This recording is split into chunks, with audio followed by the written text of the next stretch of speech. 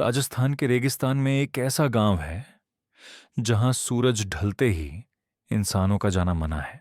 जहां घर आज भी खड़े हैं लेकिन रहने वाला कोई नहीं। और कहा जाता है जो यहां रात बिताता है वो अकेला वापस नहीं लौटता।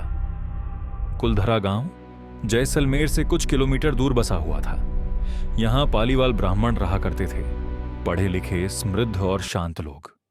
इस गांव में सैकड़ों घर थे, मंदिर थे, कुएं थे और एक व्यवस्थित जीवन था। लेकिन साल 1825 की एक रात कुछ ऐसा हुआ जिसने इतिहास बदल दिया। कहते हैं उस समय के दीवान सलीम सिंह गांव की एक सुंदर लड़की पर बुरी नजर रखता था।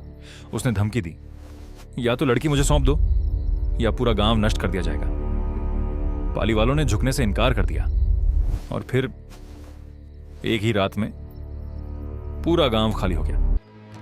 न चीख, न खून, न संघर्ष के निशान। बस सुबह आई और कुलधरा खाली था। आज भी स्थानीय लोग कहते हैं शाम के बाद यहां अजीब घटनाएं होती हैं। कभी किसी को पैरों की आवाज सुनाई देती है तो कभी खंडहरों से रोने की आवाज।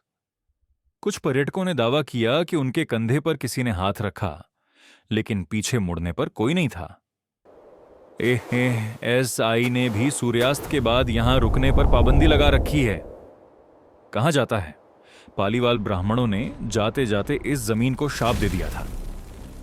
शाप यह था, जो भी इस गांव को दोबारा बसाने की कोशिश करेगा वो बर्बाद हो जाएगा।